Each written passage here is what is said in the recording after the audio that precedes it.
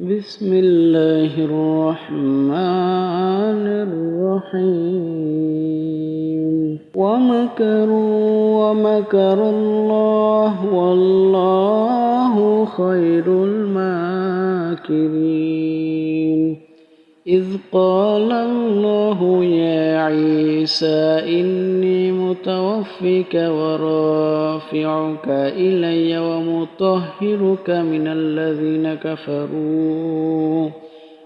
الذين كفروا وجاعل الذين اتبعوك فوق الذين كفروا إلى يوم القيامة ثم إلي مرجعكم فأحكم بينكم فيما كنتم فيه تختلفون فأما الذين كفروا فأعذبهم عذابا شديدا في الدنيا والآخرة وما لهم من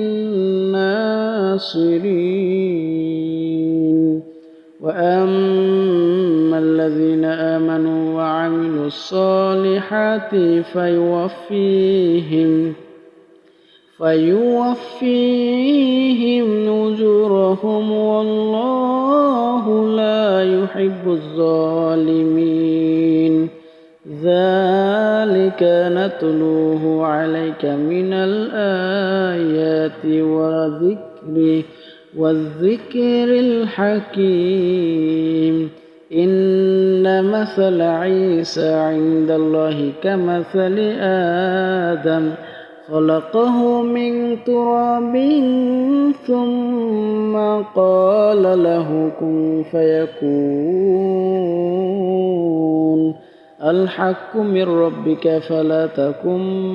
من الممترين فمن حاجاك فيه من بعد ما جاءك من العلم فقل تعالوا ندع أبناءنا وأبناءكم ونساءنا ونساءكم